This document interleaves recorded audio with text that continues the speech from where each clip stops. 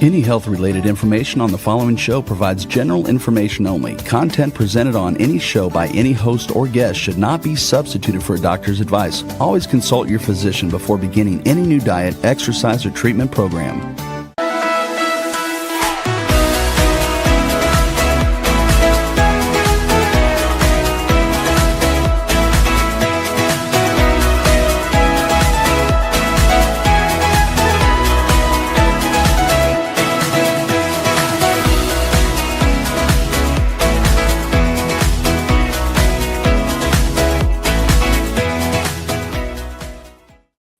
Hello, everyone, and welcome to 5 to Thrive Live. I'm Karolyn Gazella, and I co-host this show with my good friend, Dr. Lise Alschuler.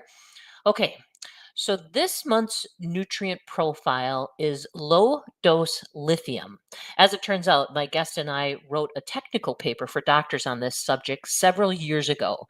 I wanted to revisit the topic and share the information with a much broader audience. And I wanted to talk about the new research, which is actually pretty exciting. So with me is one of my go-to mental health experts, Dr. Peter Bongiorno, who I've worked with over the years. He is considered a leading expert in integrative psychiatric care and is the author of several best-selling books on that topic. But before I bring in Dr. Bongiorno, I'd like to thank our sponsors, beginning with Cetria, a patented form of glutathione clinically proven to raise blood glutathione levels. Glutathione is the master antioxidant and the body's primary defense against free radicals. It also helps support respiratory health. For more information, visit cetriaglutathione.com. Also, Pro Thrivers Wellness Brain, a product specifically for thrivers that contains cognizin for memory, focus, and attention, as well as other brain-supporting nutrients and herbs. You can find Pro Thrivers Wellness Brain online at pureformulas.com. There's also Pro Thrivers Wellness Sleep, which combines higher dose melatonin and other sleep-supporting natural ingredients specifically designed for thrivers. You can find Pro Thrivers Wellness Sleep at pureformulas.com.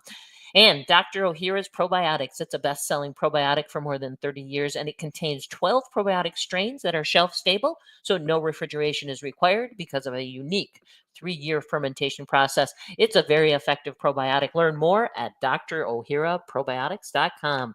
Dr. Bongiorno, it's always a pleasure having you on the show. Thank you for joining me.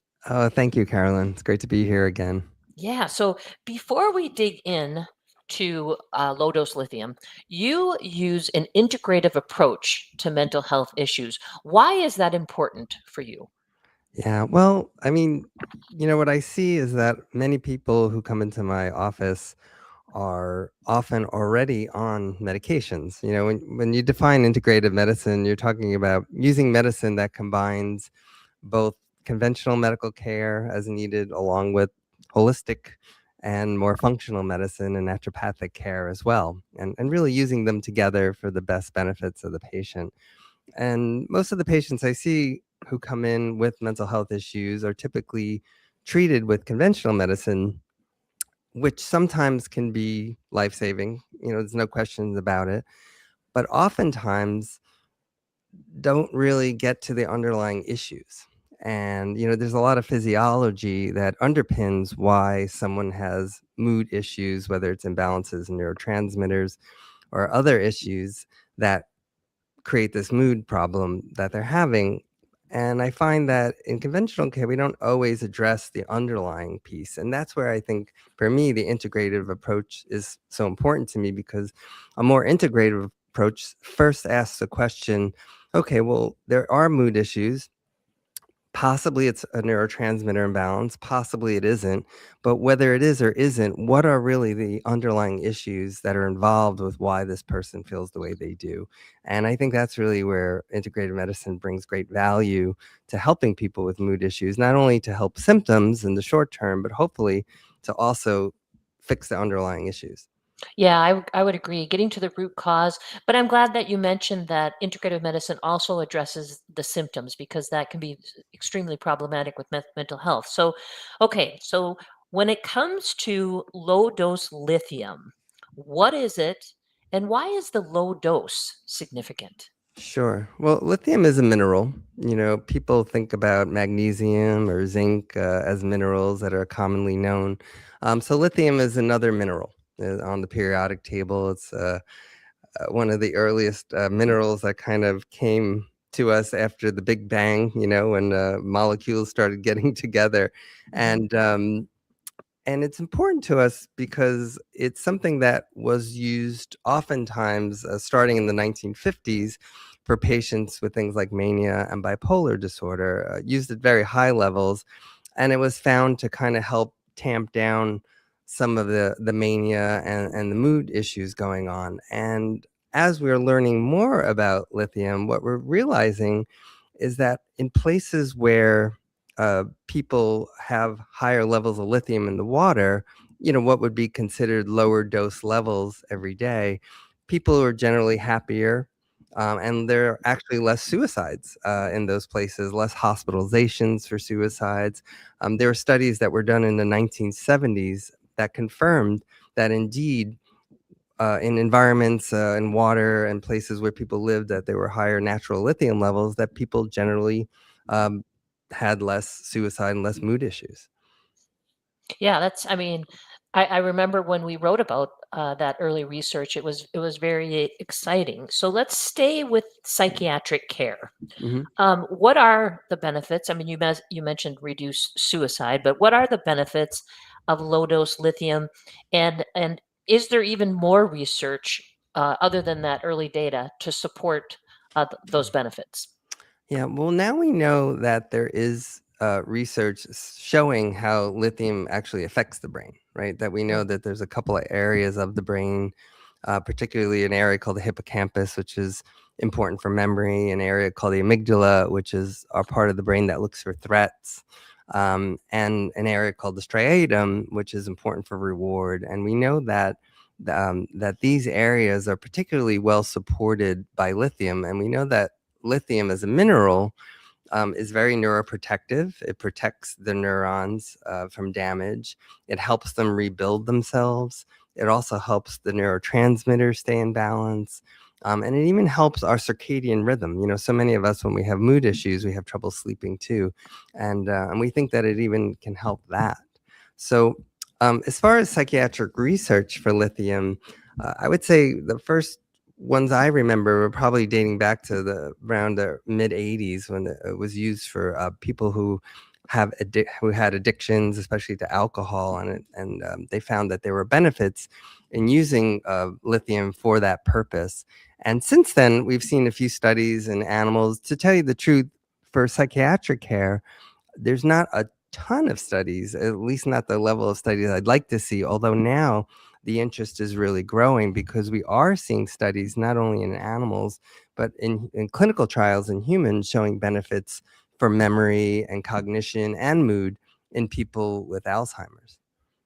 I know I want to talk about that because that's the research that I've been reading lately. But let's go back to psychiatric care. Okay. So, in clinical practice, are the primary applications depression and anxiety? Yes, well, I see it work really well for depression, for anxiety, and also for impulsivity, sometimes even for focus issues. And not only just for adults, but even benefits in children.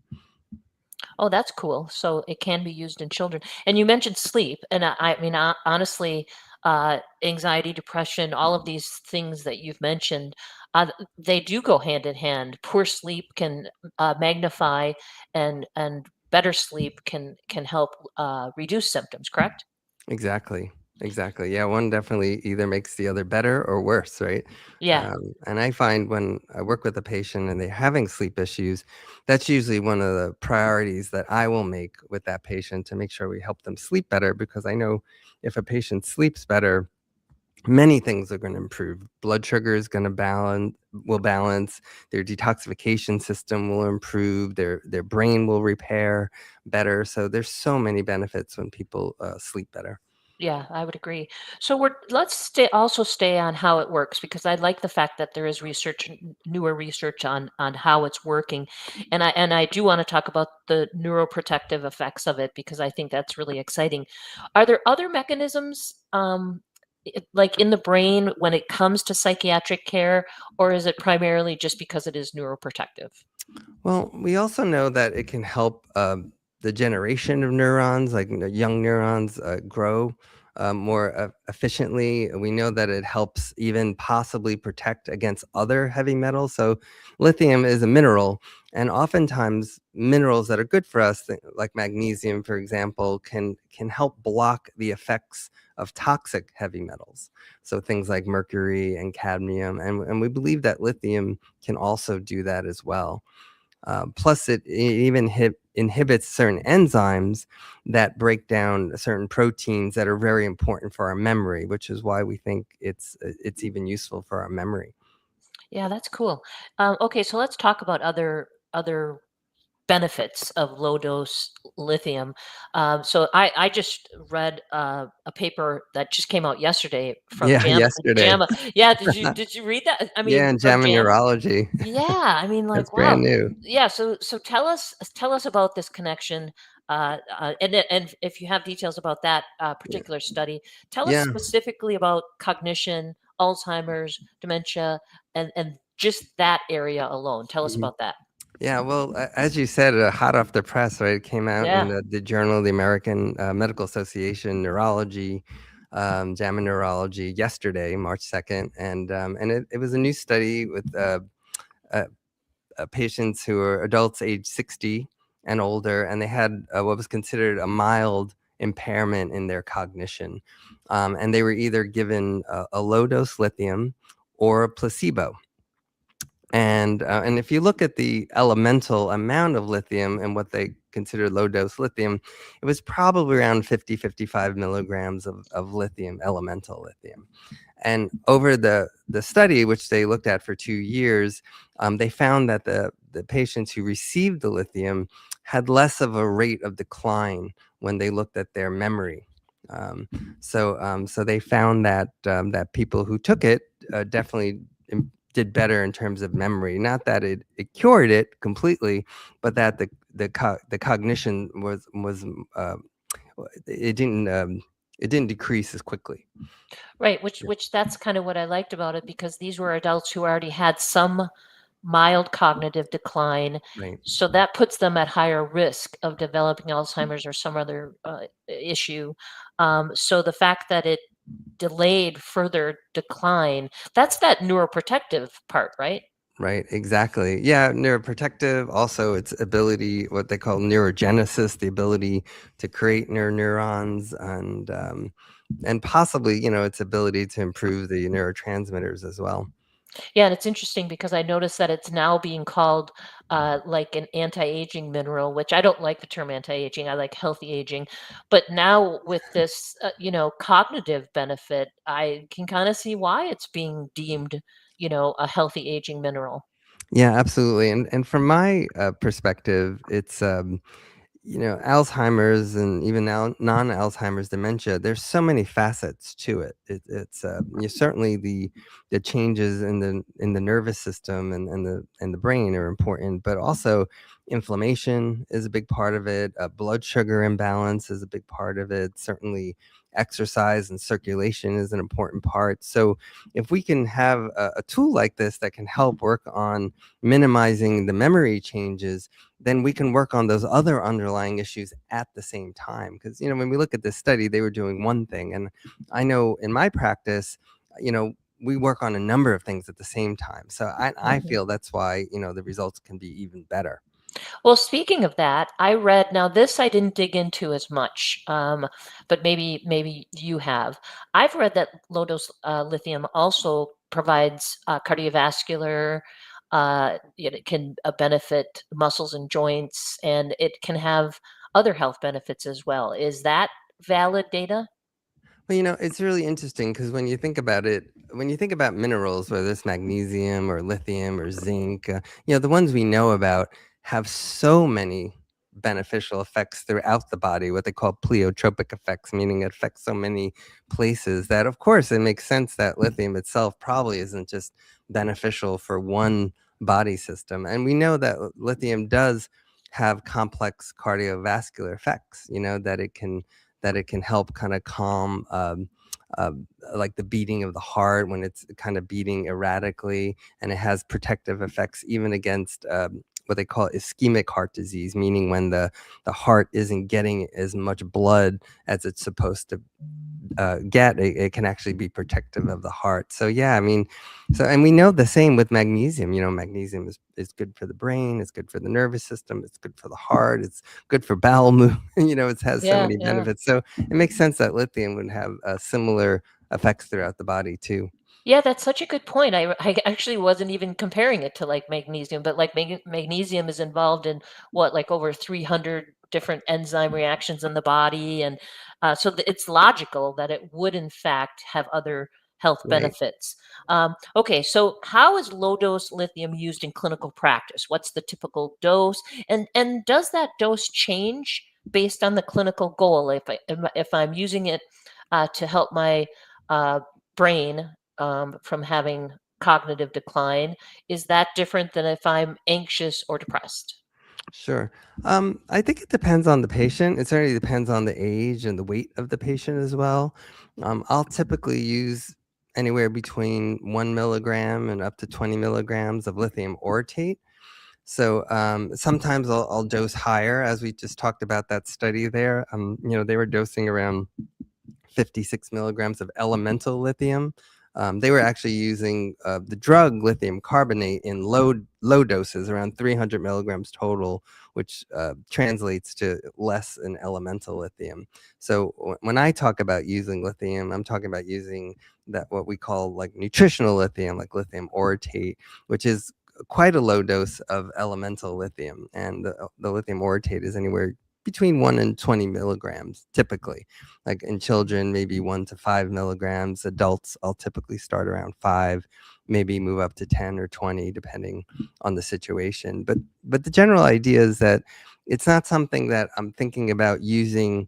They take it and then that night they have a good sleep, or that day they don't have any anxiety just from a dose. It doesn't work, in my opinion, pharmacologically that quickly. What seems to happen is that as the lithium nutritionally kind of builds in the body, it starts to have a beneficial effect, and that's not something that occurs right away.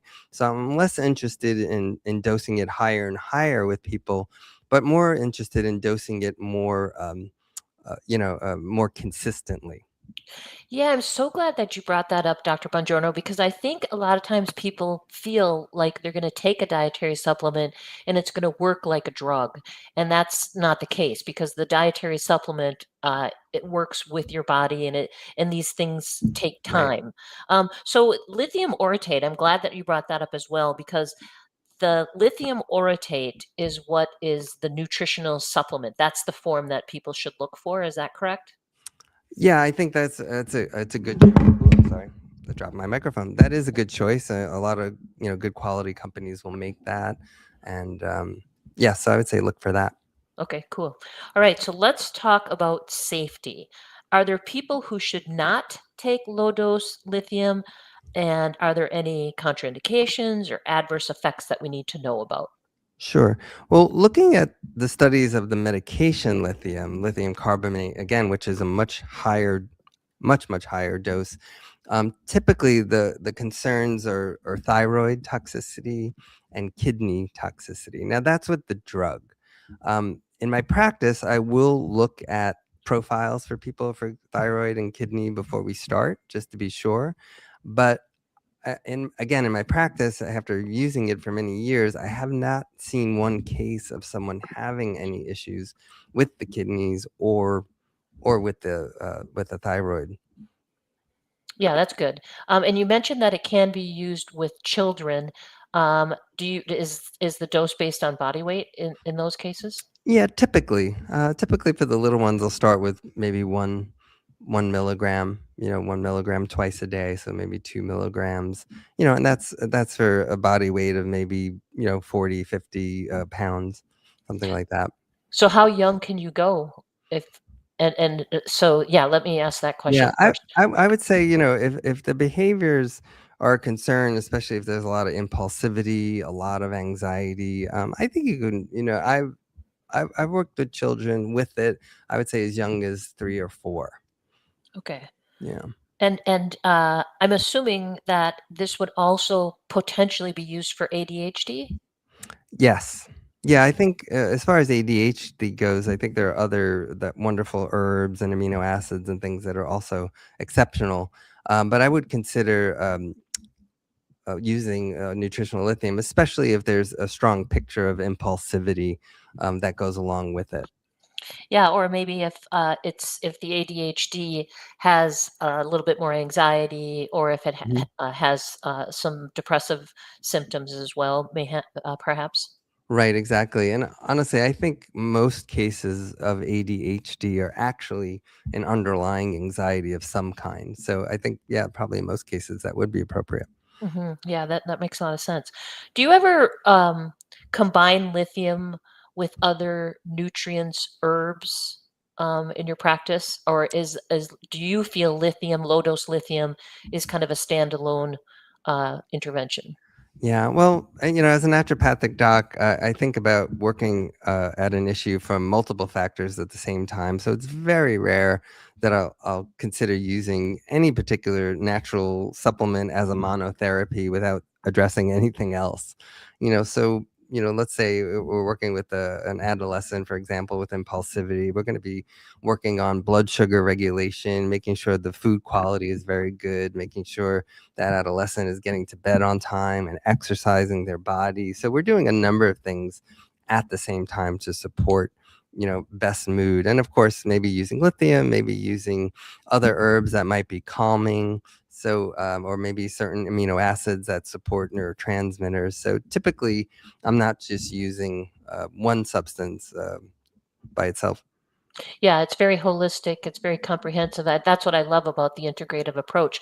How big of a role does diet play when you're looking at mental health issues with your patients? Yeah, very important role. I mean, the data is so clear about processed foods, about foods that are, very inflammatory, contributing to risk. I remember when the studies of the Mediterranean diet came out in the early 2000s. There was a lot of discussion about how a good Mediterranean diet could both prevent and even treat mood disorders. And that was very exciting because what they did was they started showing how when you ate a healthier diet and inflammation in the body decreased, that you also saw improvements in mood.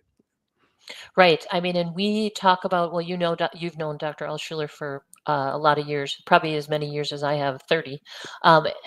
We talk about the That's about Mediterranean. right. Yeah, I know, right?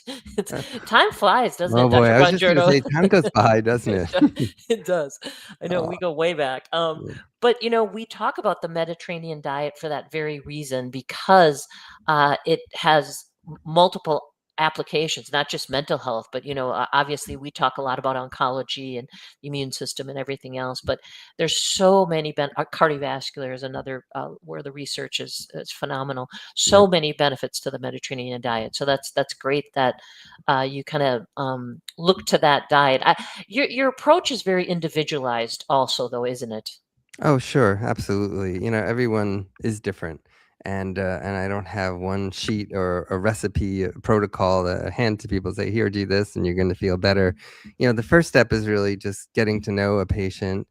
And that's why my first visit is an hour and a half, because I really want time to get to know them and then figure out what tests might be valuable to really look into underlying issues that I'm guessing might be a concern based on the thorough discussion we had, and then really implementing a plan that looks at the factors that we've really ID'd that seem to be the main issues.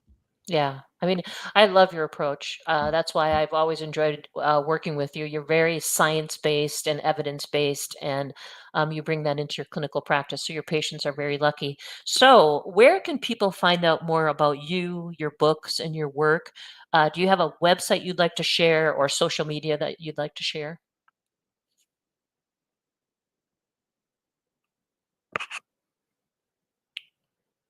Dr. Bongiorno, are you there?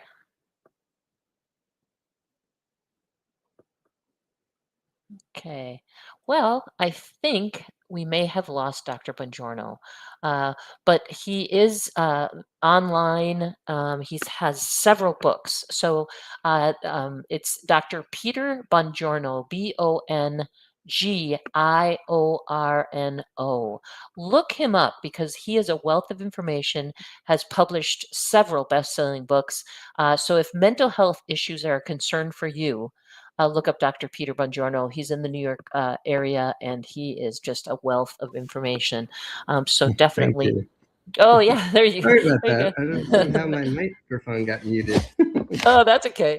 That happens all the time, But honestly. thank you. It happened to Dr. Alschuler just the other day, and I'm like, "Where are you?" Oh, goodness. Yeah. So remind us about your website and any other social media that you'd like to send people. Yeah, thank you. Yeah, I'm on Facebook. I'm on Instagram. Instagram is at Dr. Peter Bongiorno. So please do join me. I love hearing what everyone is up to, and what's new for them and what's working for them as well. Yeah, for sure. All right. Well, let's stay in touch. I'm sure I'll be inviting you back on the show again this year. So let's stay in touch. I would love that. Thank you, Karolyn. Thank you for all the great work you do, bringing people Oh, such great information. well, thank you. And thanks again for joining me and talking about this important nutrient, low dose lithium. And once again, I'd like to thank our sponsors, ProThrivers Wellness Sleep Formula, ProThrivers Wellness Brain Formula, Cetria Glutathione, the superior glutathione to support liver and immune health, and Dr. Ohhira's award-winning shelf-stable probiotic. Thanks for listening, and remember, you can find past shows at ithriveplan.com or any podcast outlet. We've been doing this now for 14 years. We were doing it way before podcasting was cool. Anyway, may you experience joy, laughter, and love. It's time to thrive, everyone. Have a great night.